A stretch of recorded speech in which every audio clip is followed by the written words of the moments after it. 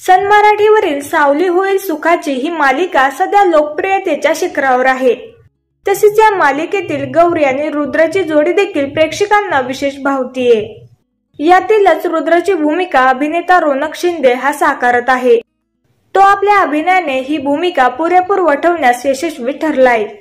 खऱ्या आयुष्यात रोनक हा विवाहित असून त्याच्या पत्नीचे नाव प्राची हे आहे। या दोघांनी फेब्रुवारी 2022 मध्ये लग्नगाठ बांधली। प्राची ही एक बिझनेस वुमन आहे।